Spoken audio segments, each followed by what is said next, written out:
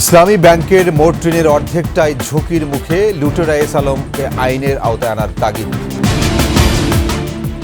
প্রধান উপদেষ্টার সাথে ধর্মীয় নেতাদের বৈঠক, দেশের স্বার্থে ঐক্যবদ্ধ হয়ে কাজ করার প্রত্যয়। শেখ হাসিনার বিদ্বেষমূলক বক্তব্য প্রচারে নিষেধাজ্ঞা, সব মাধ্যম থেকে অপসারণের নির্দেশ ট্রাইব্যুনালে। হাসিনার উস্কানিমূলক বক্তব্য বন্ধে পদক্ষেপ নেয়নি ভারত, স্ত্রীর শাড়ি পরিয়ে পণ্য বর্জনের আহ্বান রিজভির। মামলায় নাম থাকলেই গণগ্রেফতার নয়, রাজনৈতিকভাবে আর ব্যবহার হবে না পুলিশ, জানালেন আইজিপি।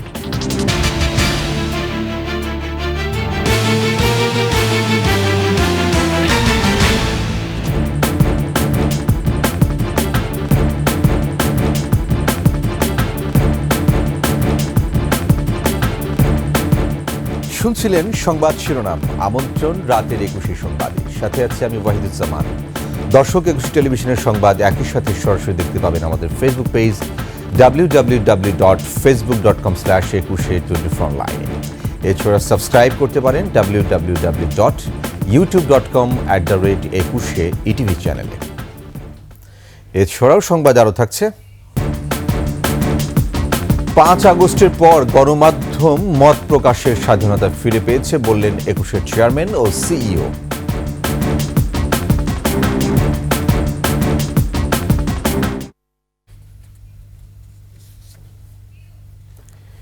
ইসলামী ব্যাংকের মোট ঋণের অর্ধেকটাই ঝুঁকির মুখে পড়েছে।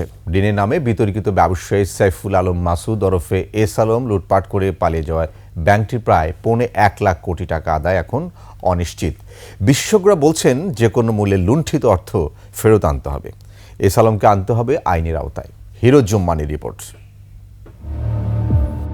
হাসিনা সরকারের 15 বছরে দেশের ব্যাংক খাত থেকে পাচার হয়েছে অন্তত 17 বিলিয়ন মার্কিন ডলার, যার মধ্যে এস আলম একাই করেছে অন্তত 10 বিলিয়ন ডলার বা 1,20,000 কোটি টাকা।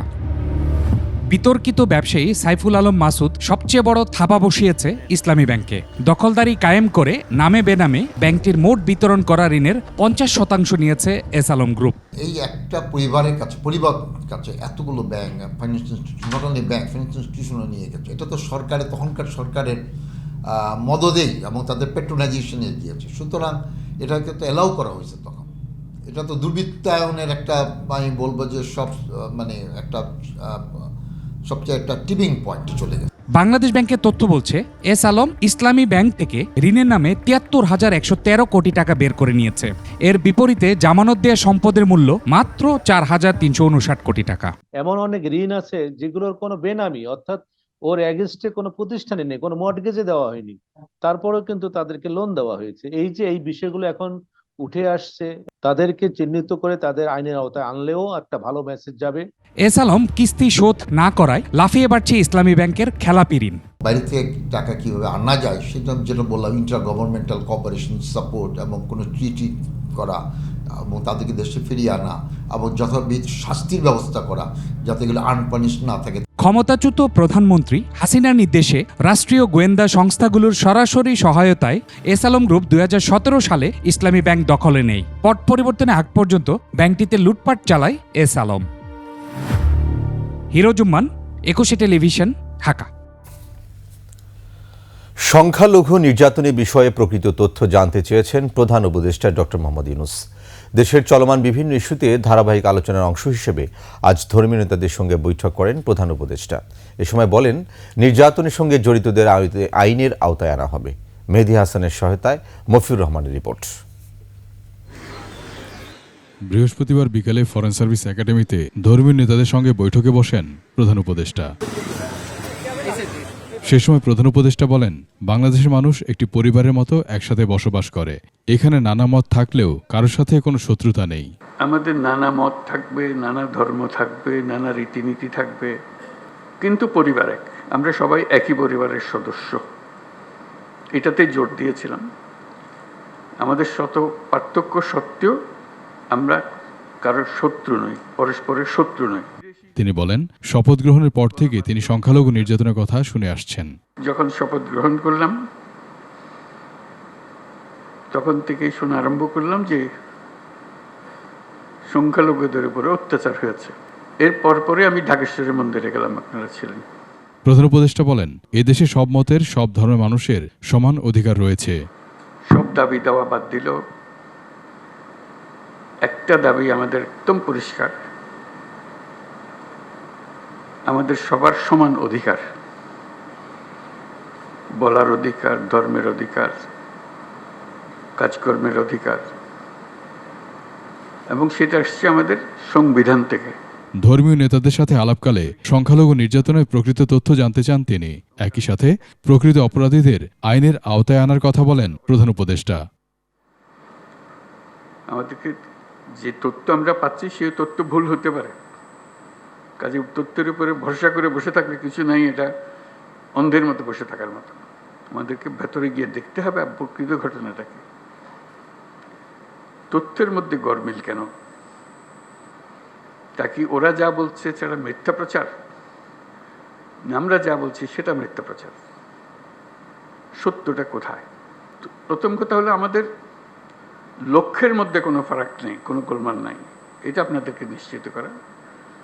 এবং তথ্যগুলো কিভাবে আমরা পাবো, কি ঘটনা ঘটছে সেটা আমাদের জানা।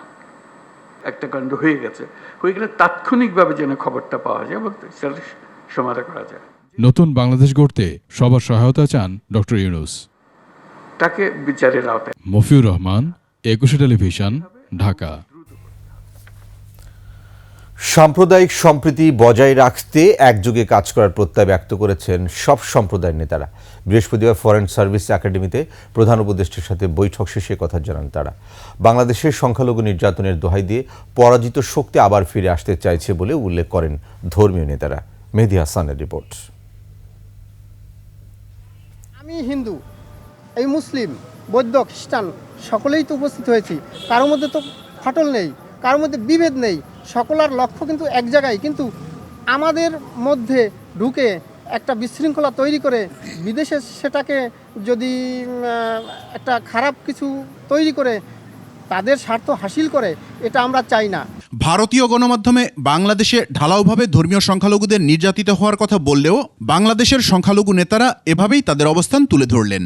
বলেন, অন্য দেশের গণমাধ্যমে যাই প্রচার হোক, বাংলাদেশের সংখ্যালঘুরা নিরাপদে আছে। বিদেশিদের আগ্রাসন মোকাবেলায় সবাইকে ঐক্যবদ্ধ থাকার কথাও জানান তারা। ভারতীয় মিডিয়াতে অনেক রকমের, যদিও মেইন স্ট্রিমের মিডিয়াতে না, কিন্তু ছোটোখাটো মিডিয়াতে অনেক উস্কানিমূলক কথা বলা হচ্ছে। কিন্তু আমরা বাংলাদেশের মানুষ, আমরা যে আসলে সম্প্রীতির মানুষ, যে আমরা অনেক ধৈর্যের পরিচয় দিয়েছি। মিডিয়া যেন কোনোভাবেই অন্যায় ভুল সংবাদ সম্প্রচার না করে। আমাদের কোন মিডিয়া কোথায় কি অপপ্রচার করতেছে এটা ওই দেশের বিষয়, এটা আমাদের বিষয় না। আমরা কি প্রচার করতেছি এটা হচ্ছে বড় বিষয়। শান্তি সম্মেলন করে আন্তর্জাতিকভাবে, আন্তর্জাতিক এখানে যে সংস্থাগুলো আছে এবং বিভিন্ন মিশন যেগুলো আছে তারা সহ প্রতিবেশী দেশ সহ বিশ্বের মধ্যে জানুক যে বাংলাদেশ একটি সম্প্রতির দেশ। মুসলিম ধর্মীয় নেতারা বলছেন, চট্টগ্রামে আদালত প্রাঙ্গণে একজন আইনজীবীকে হত্যার পরও সবাই ধৈর্যের পরিচয় দিয়েছে। সংখ্যালঘুদের নিরাপত্তার ব্যাপারে ওলামারা সচেতন আছেন বলেও উল্লেখ করেন তারা। বাংলাদেশের মানুষ যেভাবে ধর্মীয় সম্প্রীতির উজ্জ্বল উদাহরণ তৈরি করেছে, এটা পৃথিবীতে আসলেই বিরল। কোনো প্রপাগান্ডায় যেন আমরা কেউ কোনোভাবে পা না দিই এবং আমরা যেন সবাই ঐক্যবদ্ধ থাকি, সেজন্য সবাই এখানে কথা বলেছেন। আমরা যে কোনো সময় আশঙ্কা বোধ করি, আমরা অমুসলিম ভাইদেরকে পাহারা দেই, তাদের মন্দিরকে পাহারা দেই। আমরা সাংবাদিক ভাইদেরকে সহযোগিতা চাইব বাংলাদেশের সাম্প্রদায়িক সম্প্রীতি প্রচার করার জন্য। এদিকে সরকারের উপদেষ্টা বলছেন, কোনো ধরনের হটকারিতাকে প্রশ্রয় দেওয়া হবে না। সংখ্যালঘু নির্যাতনের কোনো ঘটনা ঘটলেই তড়িৎ ব্যবস্থা নেবে সরকার। আমরা এখন ঠেকায় পড়ছি, এই জন্য হিন্দুদেরকে ডাকতেছি, বৌদ্ধদের ডাকতেছি, এইটা যেন না হয়। এটা হচ্ছে স্যারের দৃষ্টিভঙ্গি, এই সরকারের দৃষ্টিভঙ্গি। বরং একটা ইনহেরেন্ট, একটা সহজাত যেই আমাদের যে ঐক্য আছে, সম্প্রীতি আছে, যেই আমাদের যে নির্ভয় আছে, সেটা যেন বজায় থাকে। ভারতীয় গণমাধ্যমের অপপ্রচার দুই দেশের সম্পর্কে প্রভাব ফেলছে বলেও মন্তব্য করেন সরকারের এই উপদেষ্টা। এটা আমাদের দৃষ্টিভঙ্গি, গভর্নমেন্টের দৃষ্টিভঙ্গি, যে আমাদের নিজেদের শক্তি কতটুকু আমরা বৃদ্ধি করতে পারি। মেহেদী হাসান, একুশে টেলিভিশন, ঢাকা। এক সপ্তাহ ধরে বাংলাদেশ অন্য যে কোনো দেশের চেয়ে বাংলাদেশের হিন্দুরা অনেক ভালো আছেন বলে মন্তব্য করেছেন হিন্দু বৌদ্ধ খ্রিস্টান কল্যাণ ফ্রন্টের রংপুরের নেতারা। একই সঙ্গে বাংলাদেশের সংখ্যালঘুদের নিয়ে অপপ্রচার না চালাতে ভারতের প্রতি আহ্বান জানিয়েছেন তারা। বিকেলে রংপুর নগরীর গ্র্যান্ড হোটেল মোড়ে অনুষ্ঠিত সমাবেশে আগরতলায় বাংলাদেশের হাই কমিশনার কার্যালয়ে হামলা ও জাতীয় পতাকা অবমাননার তীব্র নিন্দা জানান বক্তারা। তারা বলেন, সাম্প্রদায়িক সম্প্রীতির বাংলাদেশে সকল ধর্মের মানুষ ঐক্যবদ্ধ আছে। দেশের সার্বভৌমত্বের প্রশ্নে এক চুল ছাড় দেওয়া হবে না বলেও দেন হিন্দু বৌদ্ধ খ্রিস্টান ঐক্য ফ্রন্টের নেতারা। আমরা বাংলাদেশে সাম্প্রদায়িকভাবে হিন্দু মুসলিম বৌদ্ধ খ্রিস্টান সবাই একত্রিত। এরপর পরে যত ষড়যন্ত্র আসবে আমরা হিন্দু বৌদ্ধ খ্রিস্টান মুসলমান ভাইরা সকলে মিলে আমরা এর প্রতিবাদ করব। শেখ হাসিনার বিদ্বেষমূলক বক্তব্য গণমাধ্যম সামাজিক যোগাযোগ মাধ্যম থেকে সরানোর নির্দেশ দিয়েছে আন্তর্জাতিক অপরাধ ট্রাইব্যুনাল। একই সঙ্গে ভবিষ্যতে এমন বক্তব্য সব ধরনের গণমাধ্যম ও সামাজিক যোগাযোগ মাধ্যম অডিও ভিডিও বা লিখিত আকারে প্রচারেও নিষেধাজ্ঞা দিয়েছে ট্রাইব্যুনাল। বিচারপতি গোলাম মর্তুজা মজুমদারের নেতৃত্বে 2 সদস্যের আন্তর্জাতিক অপরাধ ট্রাইব্যুনালে আদেশ দেয়। শাকের আরজুর রিপোর্ট। গত 5 আগস্ট পদত্যাগ করে দেশ থেকে ভারতে পালিয়ে যান সাবেক প্রধানমন্ত্রী শেখ হাসিনা। কিছুদিন নিশ্চুপ থাকলেও একের পর এক ফোনালাপ ফাঁস হতে থাকে তার। কিছু কথোপকথনে নিজের বিরুদ্ধে হওয়া মামলা ও মামলার বাদীদের হত্যার হুমকি দিতে শোনা যায়। নেতাকর্মীদের সাথে ফোনালাপে বিরোধী পক্ষের বাড়িঘরে আগুন দেয়ারও নির্দেশ দেন তিনি। গ্রেফতারি পরোয়ানাভুক্ত প্রধান আসামি শেখ হাসিনার এমন বক্তব্যে আতঙ্কিত ট্রাইব্যুনালে বিচারপ্রার্থীরা। মামলার তদন্ত ও সাক্ষীদের নিরাপত্তার বিষয়টি বিবেচনা করে বৃহস্পতিবার শেখ হাসিনার বিদ্বেষমূলক বক্তব্য প্রচারে নিষেধাজ্ঞা চেয়ে আবেদন করে প্রসিকিউশন। একই সঙ্গে 5 আগস্টের পর বিদ্বেষমূলক সব বক্তব্য গণমাধ্যম ও সামাজিক যোগাযোগ মাধ্যম থেকে সরিয়ে ফেলারও নির্দেশ চাওয়া হয়। উনি বলছেন যে 227টি মামলা হয়েছে, অতএব 227 জনকে মার্ডার করার সার্টিফিকেট পেয়েছি, লাইসেন্স পেয়েছি। উনি আরও বলছেন যে তোমাদের বাড়িঘর পোড়াচ্ছে, তাদের কি বাড়িঘর নাই?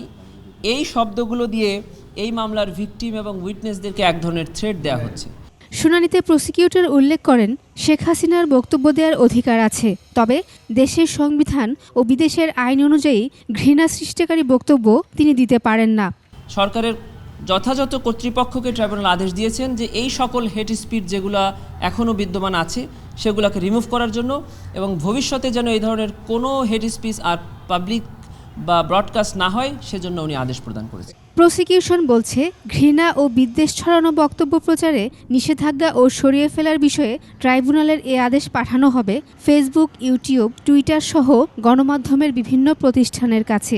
ফেসবুক, টুইটার, ইউটিউব সহ যেগুলো ইন্টারন্যাশনাল সোশ্যাল মিডিয়া আছে, এখানে আমরা আমাদের ট্রাইব্যুনালের আদেশটা পৌঁছাবো। তবে শেখ হাসিনার অন্য বক্তব্য প্রচারে কোনো বাধা নেই বলে জানিয়েছে প্রসিকিউশন। এর বাইরে যদি ওনার কোনো সাধারণ বক্তব্য থাকে সেগুলো প্রচার করতে কোনো বাধা থাকছে না। এর আগে গত 12ই নভেম্বর শেখ হাসিনাকে গ্রেফতারে ইন্টারপোলের রেড নোটিশ জারির পদক্ষেপ নেওয়া হয়, যা এখনও প্রক্রিয়াধীন। সাধারণ বক্তব্যের অধিকার সবারই আছে। শাকের আরজু, একুশে টেলিভিশন, ঢাকা। ভারত থেকে শেখ হাসিনাকে ফেরাতে সংশ্লিষ্ট কর্তৃপক্ষের কোনো বার্তা হাতে আসেনি জানিয়েছে পররাষ্ট্র মন্ত্রণালয়। এছাড়া দিল্লিতে বসে উস্কানিমূলক বক্তব্য থেকে বিরত থাকতে বলা হলেও ভারত এর কোনো জবাব দেয়নি বলে জানিয়েছে মন্ত্রণালয়। এদিকে যুক্তরাজ্য আওয়ামী লীগের সমাবেশে শেখ হাসিনার ভার্চুয়াল অংশগ্রহণ প্রসঙ্গে গণমাধ্যম থেকে জেনেছে পররাষ্ট্র মন্ত্রণালয়। আকবর হোসেন, সুমনের রিপোর্ট। পররাষ্ট্র মন্ত্রণালয় সাম্প্রতিক ইস্যু ও কার্যক্রম নিয়ে ব্রিফিং। নিয়মিত বিষয়ের পাশাপাশি প্রধান উপদেষ্টার সঙ্গে 9 ডিসেম্বর হতে যাওয়া ইউরোপীয় ইউনিয়নের 28 রাষ্ট্রদূতের বৈঠকের আলোচনার বিষয়েও তুলে ধরা হয় ব্রিফিংয়ে। এলডিসি উত্তরণ পরবর্তী সময়ে জিএসপি প্লাস বাণিজ্য সুবিধাদি যাতে বজায় থাকে সেই আলোচনাটা আসবে। জলবায়ু পরিবর্তনের কারণে সৃষ্ট যে সংকট হচ্ছে সেটার মোকাবেলায় কীভাবে সহায়তা বা কোঅপারেশন হতে পারে সেই আলোচনা আসতে পারে। রোহিঙ্গা ইস্যুটা এখানে থাকবে বলে আমরা আশা করছি। দিল্লিতে অবস্থানরত শেখ হাসিনাকে উস্কানিমূলক বক্তব্য থেকে বিরত থাকার আহ্বানের কোনো জবাব আসেনি বলে জানিয়েছেন এই কর্মকর্তা। মিডিয়াতে যা দেখেছি যে এরকম একটা পলিটিক্যাল মিটিং আছে, সেই পলিটিক্যাল মিটিংয়ে উনি বক্তৃতা দিবেন। আপনারা যেরকম জানেন আমরাও সেরকম জানি।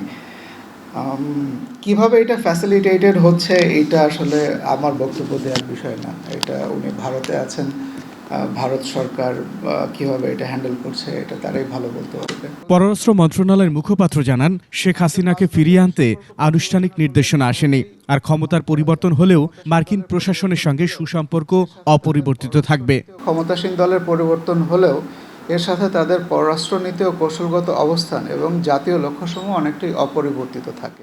আকবর হোসেন সুমন, 21 টেলিভিশন, ঢাকা। দেশের বিরুদ্ধে ষড়যন্ত্র মোকাবেলায় ঐক্যের সাথে বিএনপির দ্বিমত নেই বলে মন্তব্য করে দলটির নেতারা বলেছেন, ভারতীয় আগ্রাসন রুখে দিতে বাংলার জনগণ প্রস্তুত। বাংলাদেশে শুধু শক্তি দিয়ে আক্রমণ হচ্ছে না, পরিবেশগতভাবেও আগ্রাসন করা হচ্ছে উল্লেখ করে নেতারা বলেন, দেশে কৃষিকাজ ব্যাহত হচ্ছে ফারাক্কা বাঁধের কারণে। বিস্তারিত মাহিলা ইসলামের রিপোর্টে। স্ত্রীর শাড়ি পরিয়ে এভাবেই ভারতীয় আগ্রাসনের প্রতিবাদ জানালেন বিএনপির সিনিয়র যুগ্ম মহাসচিব রুহুল কবির রিজভী। এ সময় বলেন, নানা ঘটনা ঘটিয়ে বাংলাদেশকে অস্থিতিশীল করার ব্যর্থ চেষ্টা করছে ভারত। উস্কানি দিতে পারে, এটা গোটা জাতি ধরে ফেলেছে। আমাদের ঐক্য ইস্পাত কঠিন ঐক্য। ওরা যদিও আমাদের পতাকাকে অসম্মান করেছে, কিন্তু আমরা ওদের পণ্য বর্জন করব।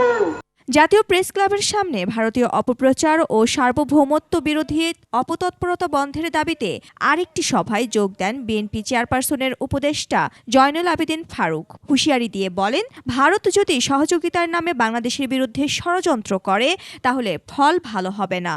ভারত যদি আপনি আপনার কথা এখনো সরিয়ে না নেন, এখনো যদি বাংলাদেশের মানুষের প্রতি আপনার সম্মান প্রদর্শন না করার, মাওলানা ভাসানীর সেই কথা আবার স্মরণ করে দিতে চাই। 18 কোটি মানুষ প্রস্তুত আছে লং মার্চ করে আপনার বিরুদ্ধে আবার আমরা প্রতিরোধ গড়ে তুলব। পরে জাতীয় প্রেস ক্লাবে এক আলোচনা সভায় বিএনপির স্থায়ী কমিটির সদস্য ডক্টর মঈন খান বলেন, বাংলাদেশে শুধু শক্তি দিয়ে নয়, পরিবেশগত আগ্রাসনও হচ্ছে। এই যে ফারাক্কা, এই গেট যেদিন খুলে দেওয়া হয়েছিল সেদিন বলা হয়েছিল যে ফারাক্কা বাঁধের পরীক্ষামূলক উদ্বোধন হচ্ছে। দুঃখের সঙ্গে এবং শঙ্কার সঙ্গে আমি উল্লেখ করতে চাই, সেই পরীক্ষামূলক উদ্বোধন ফারাক্কা বাঁধের কিন্তু আজকে দশকের পর দশক ধরে চলে এসেছে। দেশবিরোধী সকল চক্রান্ত মোকাবেলায় অন্তর্বর্তী সরকারকে আরও সতর্ক থাকার পরামর্শও দেন বিএনপির এই সিনিয়র নেতা। আমরা পরিষ্কার করে যে কথাটা। মাহিলা ইসলাম, 21 টেলিভিশন, ঢাকা। শুধু মামলায় নাম থাকলেই গণহারে কাউকে গ্রেফতার করা হবে না। পুলিশ আগের মতো মরণাস্ত্র ব্যবহার করবে কিনা সে বিষয়েও নতুন করে ভাববার সময় এসেছে। পুলিশ সদর দপ্তরের সংবাদ সম্মেলনে নবনিযুক্ত আইজিপি আরও জানান, নিরপেক্ষ নির্বাচন আয়োজনে আইনশৃঙ্খলা পরিস্থিতি নিয়ন্ত্রণে পূর্ণ সক্ষমতা বর্তমান পুলিশের আছে। দীপু শিকদার জানাচ্ছেন বিস্তারিত। বাংলাদেশের ভ্রমণে সতর্কতা দিয়েছে যুক্তরাজ্য সরকার। তাদের ওয়েবসাইটে বাংলাদেশে জঙ্গি কার্যক্রম নিয়ে শঙ্কা জানানো হয়। ওই টেরর অ্যালার্টটা আমরাও দেখেছি ইউকের সাইটে, এবং যেহেতু তারা দিয়েছে এবং তাদের ইন্টেলিজেন্স আমরা মনে করি আমাদের চেয়ে ভালো, সেজন্য আমরা ওটাকে গুরুত্ব দিচ্ছি। সদর দপ্তরে আইজিপি বর্তমান পুলিশের সার্বিক অবস্থা নিয়ে কথা বলেন। আমরা যেন রাজনৈতিক কর্তৃপক্ষের রাজনৈতিক উদ্দেশ্য সাধনের জন্য ব্যবহৃত না হই, এই উদ্যোগটা পুলিশ সংস্কার কমিশন কিন্তু নিয়েছেন। জুলাই আগস্টে পুলিশ মারণাস্ত্র দিয়ে হত্যাকাণ্ড ঘটিয়েছে উল্লেখ করে তিনি বলেন, পরিস্থিতি পুনর্বিবেচনা করে অস্ত্র নীতিমালা করার সময় এসেছে। এখন একটা সময় হয়েছে যে এগুলো সবগুলো আবার পুঙ্খানুপুঙ্খরূপে পুনর্বিবেচনা করে একটা অস্ত্র নীতিমালা করা। কতজন পুলিশ সরাসরি ছাত্র জনতার বিপক্ষে গুলি চালিয়েছে তার সঠিক পরিসংখ্যান নেই পুলিশের কাছে। তবে যারা গুলি চালিয়েছে আর যারা সরাসরি হত্যার নির্দেশ দিয়েছেন তাদের কেউই দায় এড়াতে পারবেন না বলে মন্তব্য করেন আইজিপি। কিভাবে আপনি বলবেন যে কোনো দায় নেই, অবশ্যই আছে, কিন্তু আমার কথা হচ্ছে যে আইনগত প্রক্রিয়ায় সাক্ষ্য প্রমাণ দিয়ে আমাকে একেবারে দেখাতে হবে যে অমুককে বলেছেন, অমুকে বলেছে, অথবা ওয়্যারলেসের এই রেকর্ডটা আছে। ওই সবগুলো জোগাড় করে আমি কোর্টকে দিলে কোর্ট তখনই বিশ্বাস করবে। মিথ্যা মামলা দিয়ে অনেক নিরীহ লোককে আসামি করে বাণিজ্য করা হচ্ছে বলে মন্তব্য করেন পুলিশের আইজি। পাইকারি হারে কাউকে গ্রেফতার করব না, নাম থাকলেই গ্রেফতার করে ফেলতে হবে, এটা কিন্তু আইনেও নাই। দীপু শিকদার, 21 টেলিভিশন, ঢাকা। 2015 সালে 21শে টেলিভিশন দখলের মাধ্যমের 9 বছর দেশীয় ঐতিহ্য সংস্কৃতি বিকাশে বাধা সৃষ্টি করেছে শাসক গোষ্ঠী। 5 আগস্টের পর 21শে সহ সব গণমাধ্যমের মত প্রকাশের স্বাধীনতা ফিরে পেয়েছে বলে মন্তব্য করেছেন 21শে টেলিভিশনের চেয়ারম্যান ও সিইও আব্দুস সালাম। মানিক শিকদারের রিপোর্ট।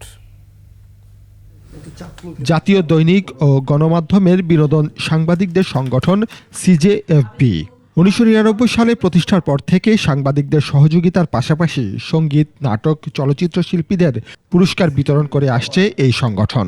23তম সিজেএফবি পারফরমেন্স অ্যাওয়ার্ড দিয়ে এই সংবাদ সম্মেলন। বাংলাদেশে আর কোনোদিন শিল্পীদের নামের তালিকায় কোনো ব্ল্যাক বল যুক্ত হবে না। দীর্ঘ 9 বছর পর আবারও এই আয়োজনে 21শে টেলিভিশনকে পেয়ে সাধুবাদ জানান আয়োজকরা।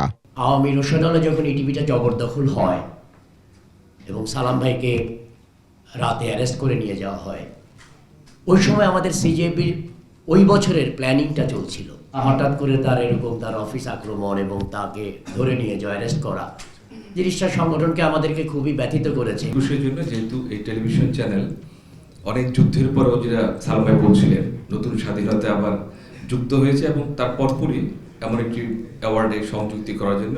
অনুষ্ঠানের প্রধান অতিথি 21শে টেলিভিশনের কর্ণধার আব্দুস সালাম বলেন, দেশীয় সংস্কৃতির বিকাশ ও গণমানুষের অধিকারের জন্য অগ্রগামী ভূমিকা রেখে চলেছে 21শে টেলিভিশন। 21শে টেলিভিশনের স্টোরি আপনাদের সবারই জানা। বিগত 15টা বছর সাংস্কৃতিক আগ্রাসনের মাধ্যমে আমরা আমাদের এই সাংস্কৃতিক জগৎটা তেমনভাবে বিকশিত হতে পারেনি, সেটা সর্বক্ষেত্রে।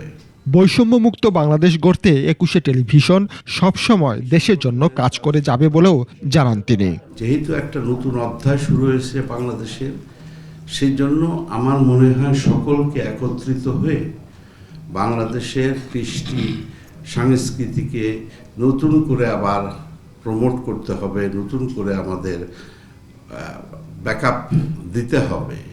এর জন্য the CGFB platform is the right place. ETV CGFB performance অ্যাওয়ার্ডের 23তম আসরের সাফল্য কামনা করেন 21শে টেলিভিশনের ভাইস চেয়ারম্যান ও ব্যবস্থাপনা পরিচালক তাজদোয়া মাহবুব সালাম। It's the very first time as a title sponsor 21শে television is a part of it, ETV CGFB. এবং আমি যেটা সবার কাছ থেকে চাই, আপনারা সবাই সহযোগিতা করবেন আমাদের এই ইটিভি সিজিএফবি অ্যাওয়ার্ড ফাংশনটা আরও সুন্দরভাবে, যাতে আমরা এটাকে প্রচারের মাধ্যমে সাকসেস করতে পারি। 28 ডিসেম্বর ঢাকা শেরাটন হোটেলের গ্র্যান্ড বলরুমে অনুষ্ঠিত হবে ইটিভি সিজিএফবি পারফরমেন্স অ্যাওয়ার্ড। মানিক শিকদার, 21শে টেলিভিশন, ঢাকা।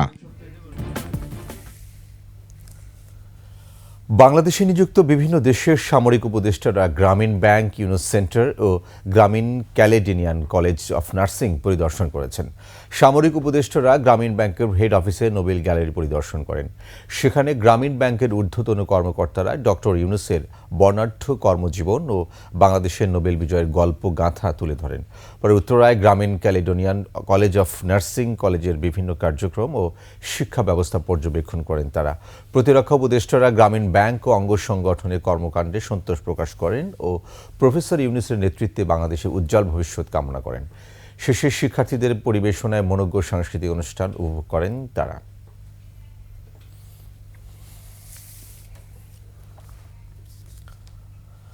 ভারতের সঙ্গে বাংলাদেশের কূটনৈতিক সম্পর্কে যে অবনতি হয়েছে তা সহসায় দূর করা না গেলে দুই দেশের বাণিজ্যিক সম্পর্ক মারাত্মকভাবে ব্যাহত হবে বলে মনে করছেন বিশ্লেষকেরা। তবে এক্ষেত্রে বাংলাদেশের চেয়ে ভারতেরই ক্ষতির পরিমাণ বেশি হবে। অন্যদিকে বিভিন্ন পণ্য আমদানির জন্য বাংলাদেশ বিকল্প উৎস পেলেও ব্যয় বেড়ে যাবে। সঞ্জয় অধিকারীর রিপোর্টে বিস্তারিত। প্রতি বছর ভারত থেকে বাংলাদেশে পণ্য আমদানি হয় প্রায় 12 বিলিয়ন ডলারের, আর বাংলাদেশ ভারতে রপ্তানি করে 2 বিলিয়ন ডলারের পণ্য।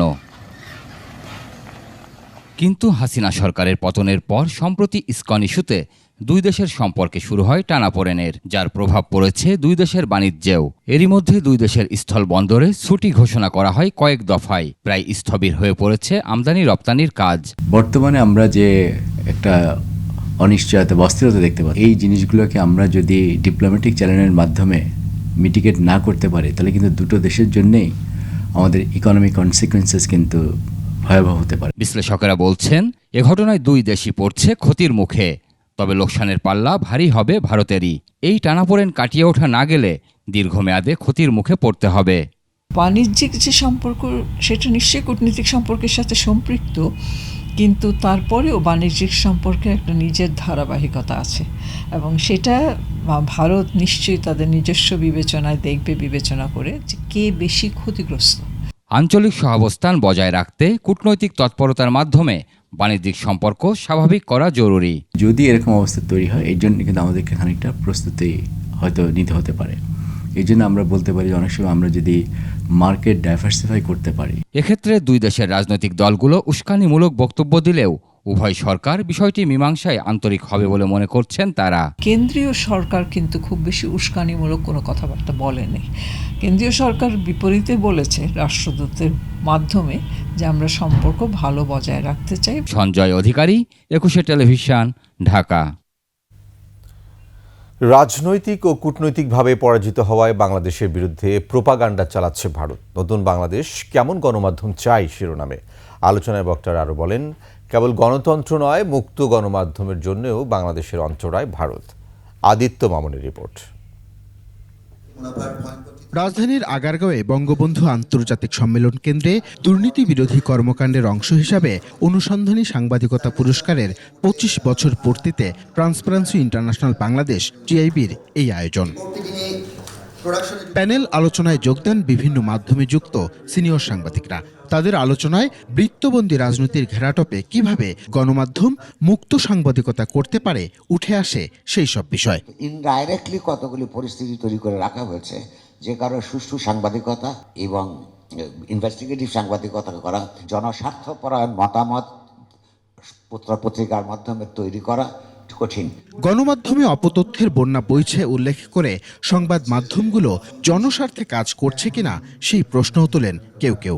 জনস্বার্থের পক্ষে এই কাজটা হচ্ছে কিনা সেই টেস্ট যদি আমরা না রাখি, তাহলে সেটাকে কি আমরা সংবাদপত্র বা টেলিভিশন যে মাধ্যমেই হোক না কেন সেটাকে কি আমরা গণমাধ্যম বলবো?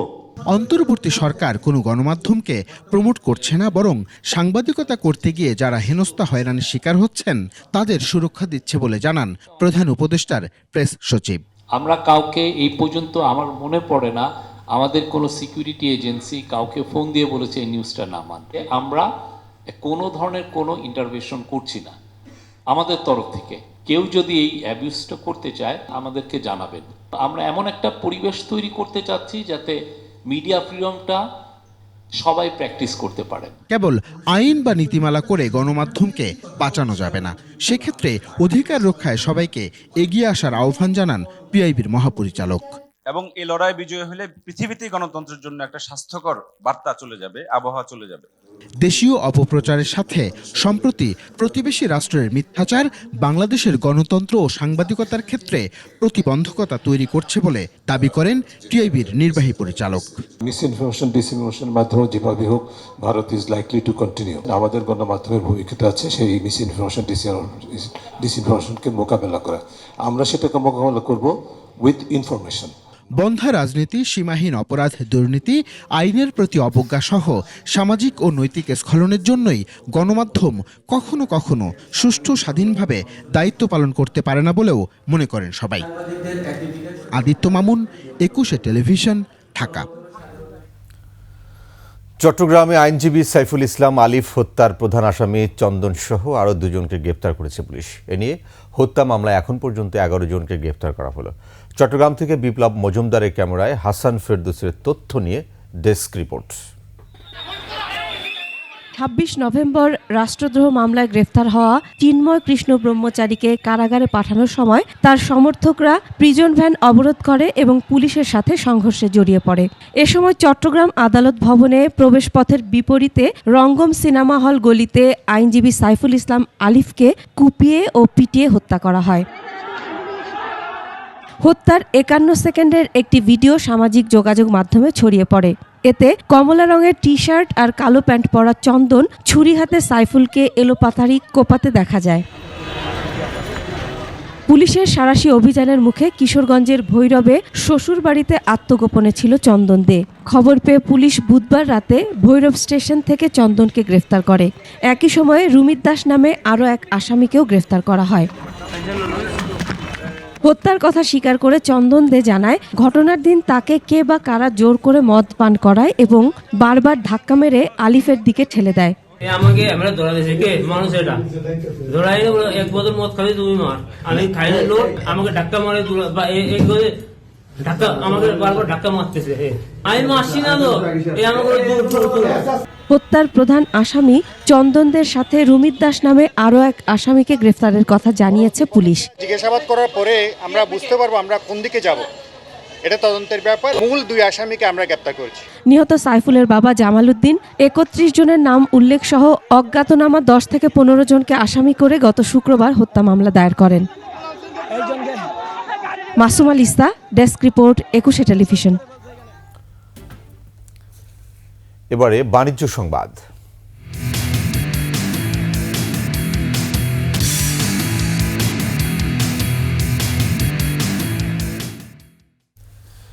মেহেরপুরে কার্যক্রম শুরু করেছে ইসলামী ব্যাংকের নতুন শাখা। মেহেরপুরে গাংনী শাখার উদ্বোধন করেন ব্যাংকের ম্যানেজিং ডিরেক্টর মনিরুল মাওলা।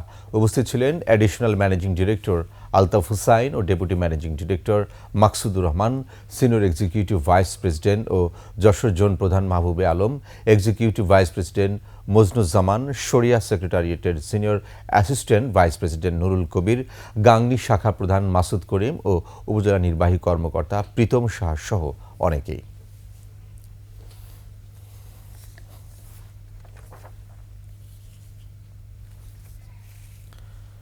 শেষ করছি রাতের 21 সংবাদ। যাবার আগে সংবাদ শিরোনামগুলো আরও একবার। ইসলামী ব্যাংকের মোট ঋণের অর্ধেকটাই ঝুঁকির মুখে, লুটেরা এস আলমকে আইনের আওতায় আনার তাগিদ। প্রধান উপদেষ্টার সাথে ধর্মী নেতাদের বৈঠক, দেশের স্বার্থে ঐক্যবদ্ধ হয়ে কাজ করার প্রত্যয়। শেখ হাসিনার বিদ্বেষমূলক বক্তব্য প্রচারে নিষেধাজ্ঞা, সব মাধ্যম থেকে অপসারণের নির্দেশ ট্রাইব্যুনালের। হাসিনার উস্কানিমূলক বক্তব্য বন্ধে পদক্ষেপ নেয়নি ভারত, স্ত্রীর শাড়ি পরিয়ে পণ্য বর্জনের আহ্বান রিজভির। মামলার নাম থাকলেই গণগ্রেফতার নয়, রাজনৈতিকভাবে আর ব্যবহার হবে না পুলিশ, জানালেন আইজিপি।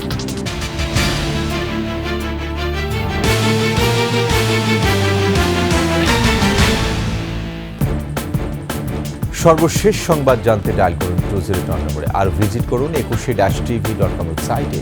ফেসবুকে ভিজিট করতে পারেন www.facebook.com/21 এছাড়া সাবস্ক্রাইব করতে পারেন www.youtube.com/21 চ্যানেলে। এতক্ষণ সঙ্গে থাকার জন্য ধন্যবাদ। পরবর্তী সংবাদ রাত 1টায় দেখার আমন্ত্রণ। 21-এর সাথে।